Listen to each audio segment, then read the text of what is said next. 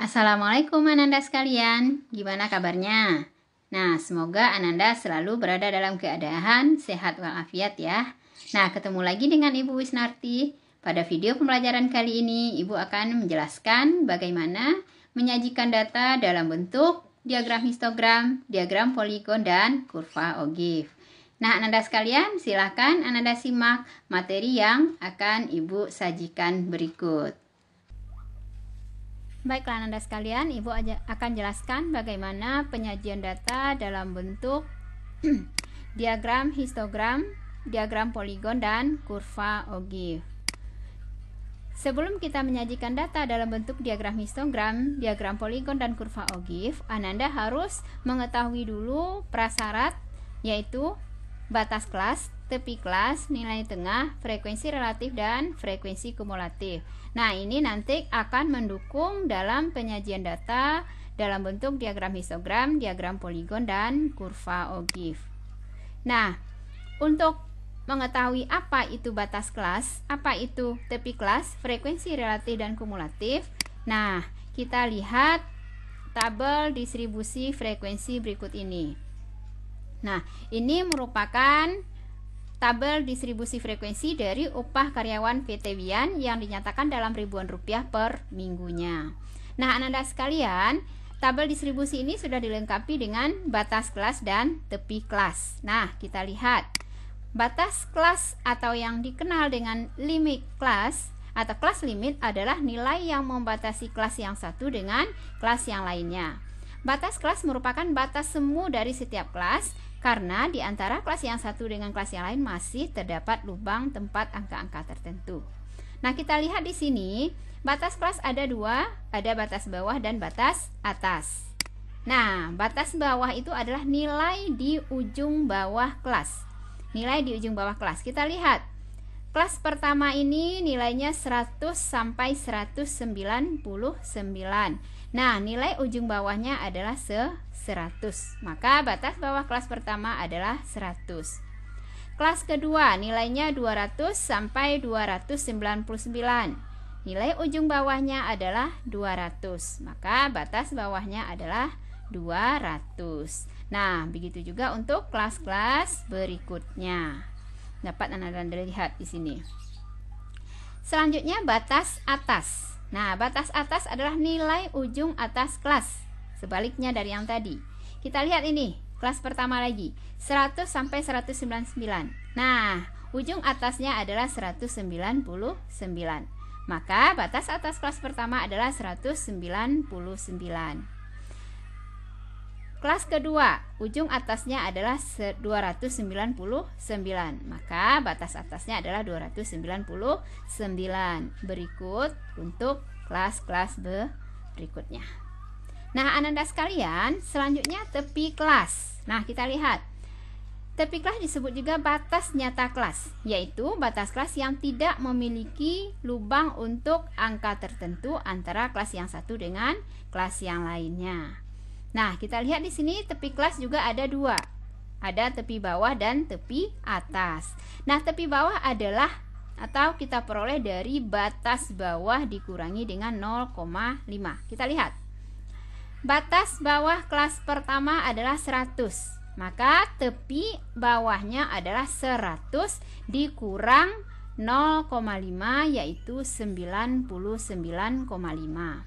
Kemudian kelas kedua batas bawahnya adalah 200. Maka tepi bawah adalah 200 dikurang 0,5, yaitu 199,5. Nah, silahkan Anda lihat untuk kelas-kelas berikutnya. Kemudian tepi atas. Tepi atas kita peroleh dari batas atas ditambah 0,5. Kita lihat. Batas atas kelas pertama adalah 199.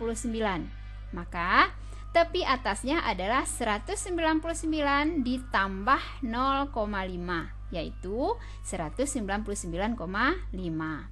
Kemudian kelas kedua, batas atasnya 299. Maka tepi atasnya adalah 299 ditambah 0,5, yaitu 299,5. Nah, silahkan Anda sesuaikan untuk kelas-kelas berikutnya. Nah, demikian Ananda. Kemudian kita lihat lagi nilai tengah, frekuensi relatif dan frekuensi kumulatif. Masih pada data upah karyawan PT Wian. Nah, tabel ini sudah dilengkapi dengan nilai tengah, frekuensi relatif dan frekuensi kumulatif. Kita lihat Ananda sekalian, nilai tengah. Nilai tengah itu adalah nilai yang terletak di tengah interval kelas. Nah, ini kelas pertama nilainya 100 sampai 99. Nah, maka nilai tengah adalah nilai yang terletak di tengah-tengah interval ini. Caranya, nilai tengah itu adalah setengah dari batas bawah ditambah batas atas, atau batas bawah ditambah batas atas dibagi dengan 2. Nah, dalam hal ini untuk kelas pertama 100 tambah 199 bagi 2. 100 tambah 99 yaitu 299 bagi 2, hasilnya 145,5. Kemudian pada kelas kedua 200 tambah 299, 499 dibagi 2, hasilnya 245,5. Nah, silahkan Ananda sesuaikan untuk kelas-kelas berikutnya. Itu untuk nilai tengah. Kemudian kita lihat Ananda untuk frekuensi relatif. Frekuensi relatif adalah frekuensi yang dinyatakan dalam bentuk persentase. Nah, bagaimana menyatakan dalam bentuk persentase? Yaitu frekuensi kelas dibagi banyak data kali 100%. Kita lihat, frekuensi kelas pertama ada 15. Banyak data ini kalau kita jumlahkan semuanya adalah 120. Berarti 15 per 120 dikali 100%. Inilah yang hasilnya 12,5%. Kemudian kelas kedua, jumlah data atau frekuensinya ada 20. Banyak data tadi 120. Berarti 20 per 120 dikali 100%, itulah yang hasilnya 16,67%. Nah, Ananda sekalian silakan sesuaikan untuk kelas-kelas berikutnya. Nah, frekuensi relatif ini kalau kita jumlahkan semuanya ini adalah 100%. Kemudian frekuensi kumulatif. Kita lihat di sini frekuensi kumulatif ada 2. Ada FK kurang dari, ada FK lebih dari. Nah, kita lihat. Frekuensi kumulatif itu adalah jumlah akhir atau jumlah terbaru semua frekuensi sampai batas tertentu dalam sebuah kumpulan data. Jadi frekuensi kumulatif itu adalah jumlah akhir atau jumlah terbaru dari semua frekuensi pada sampai batas tertentu. Nah, frekuensi, kita lihat frekuensi kumulatif kurang dari adalah jumlah data atau jumlah frekuensi yang nilainya kurang dari tepi atas kelas. Jumlah frekuensi atau jumlah data yang nilainya kurang dari tepi atas kelas. Kita lihat Ananda sekalian. Kelas pertama tadi tepi atasnya 199,5. Berapa banyak data atau berapa jumlah frekuensi yang nilainya kurang dari 199,5? Nah, tentunya ini semua, yaitu 15. Makanya FK kurang darinya adalah 15. Kelas kedua, tepi atasnya 299,5. Berapa banyak data yang nilainya kurang dari 299,5? Tentunya yang ini. Berarti 15 tadi ditambah dengan 20, yaitu 35. Jadi, banyak data yang nilainya kurang dari 299,5 adalah sebanyak 35.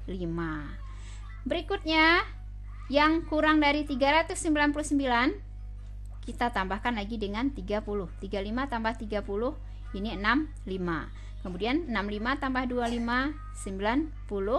90 tambah 15, 105. Kemudian 105 tambah 10, 115. 115 tambah 5, 120. Nah, berikutnya frekuensi kumulatif lebih dari adalah jumlah data yang nilainya lebih dari tepi bawah kelas. Nah, Anda sekalian, kita lihat kelas pertama tadi tepi bawahnya adalah 99,5. Nah, berapa data yang lebih dari 99,5 ini? Tentunya ini adalah semua data atau jumlahnya semuanya adalah 120. Artinya semua data lebih dari 99,5. Kemudian kelas berikutnya, jumlah data yang lebih dari 199,5. Tentunya ini tidak masuk lagi. Yang 15 ini. Berarti 120 dikurang 15 yaitu 105. Kemudian yang kedua, yang lebih dari 299,5. Berarti yang 20 ini juga tidak ikut lagi. Maka 110 dikurang lagi dengan 20. Itu yang 85.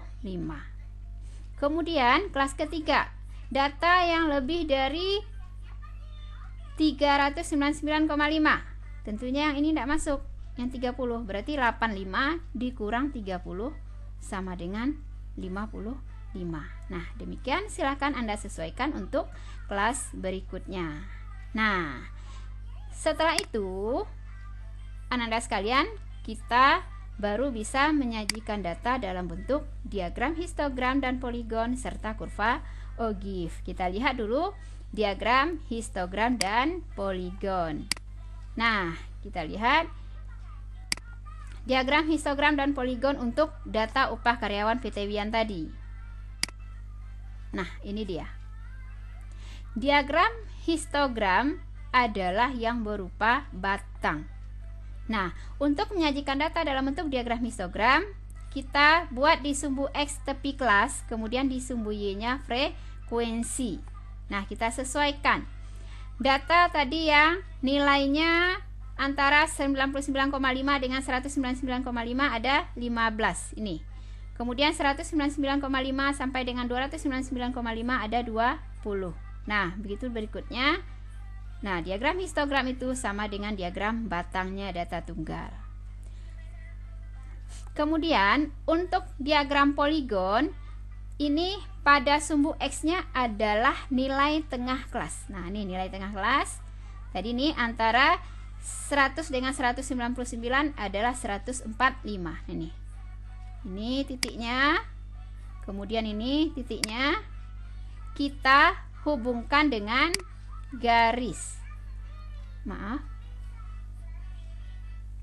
Nah, ini kita hubungkan dengan garis. Nah, inilah yang diagram poligon. Nah, bisa ya Ananda sekalian? Jangan lupa kita harus cantumkan data apa yang kita sajikan dalam diagram ini. Kemudian kita lihat lagi untuk kurva Ogive. Masih data yang upah karyawan PT Wian. Nah, kita lihat ini dia. Untuk kurva Ogive, pada sumbu X itu kita buat adalah tepi kelas, kemudian pada sumbu Y adalah frekuensi kumulatif. Nah, yang berwarna oranye ini adalah Ogive negatif, kita buat berdasarkan FK kurang dari. Maaf, yang negatif ini kita buat berdasarkan FK lebih dari. Nah, nih kita lihat tadi yang lebih dari 99,5 ada 120 data, yang lebih dari 199,5 ada, ini sudah kita kurangi tadi, ada 105 data. Nah, demikian seterusnya. Kemudian untuk kurva Ogive positif kita buat berdasarkan FK kurang dari. Nah, ini yang kurang dari 99,5 tidak ada, yang kurang dari 199,5 ada 15. Nah, demikian seterusnya. Ini kita hubungkan dengan kurva. Nah, itulah Ananda sekalian bagaimana menyajikan data dalam bentuk diagram histogram, poligon, dan kurva Ogive. Nah, bagaimana Anda sekalian? Bisa dimengerti ya materi yang Ibu sampaikan tadi. Nah, untuk mencek pemahaman Ananda, silahkan Ananda kerjakan latihan yang sudah Ibu sediakan pada LKPD di kolom deskripsi. Nah, baiklah Ananda sekalian, sampai ketemu pada video pembelajaran berikutnya. Ibu ucapkan wassalamualaikum warahmatullahi wabarakatuh.